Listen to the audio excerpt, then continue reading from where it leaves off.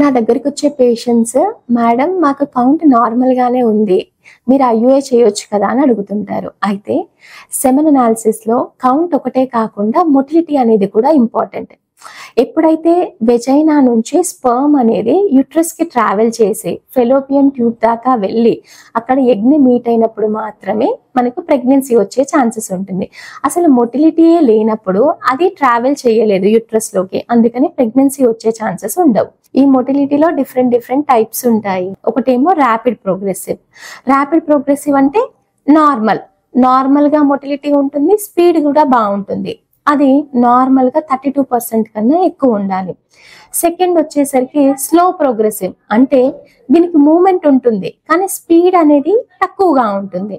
Third ఏమో non motile, కదులుతూ ఉంటుంది కానీ స్పీడ్ అనేది ఉండదు. నెక్స్ట్ ఫోర్త్ టైప్ వచ్చి ఇమ్మొటైల్ అంటే అసలు టెయిల్ మూమెంట్ ఉండదు, దానికి స్పీడ్ అనేది ఉండదు, అక్కడే ఉంటుంది. దాంట్లో 2 టైప్స్ ఉంటాయి, ఒకటి డెడ్ ఉంటుంది, ఒకటి అలైవ్ ఉంటుంది. ర్యాపిడ్ ప్రోగ్రెసివ్ లో 32% కన్నా ఎక్కువ ఉన్నట్లయితే అది నార్మల్ గా కన్సీవ్ అయ్యే ఛాన్సెస్ ఉంటాయి.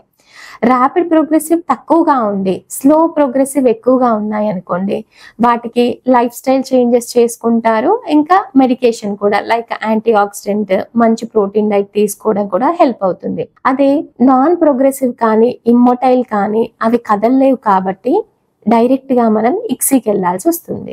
సో కౌంట్ నార్మల్ గా ఉన్నా కూడా మొటిలిటీ అనేది ఇంపార్టెంట్. 0 మొటైల్ ఉందనుకోండి డైరెక్ట్ గా ఇక్సీ. అదే స్లో ప్రోగ్రెసివ్ అయితే మన ట్రీట్మెంట్ తో ఇంప్రూవ్ చేసుకోవచ్చు. ర్యాపిడ్ ప్రోగ్రెసివ్ కనుక 32% కన్నా ఎక్కువ ఉంటే న్యాచురల్ గా కన్సీవ్ అయ్యే ఛాన్సెస్ ఉంటాయి.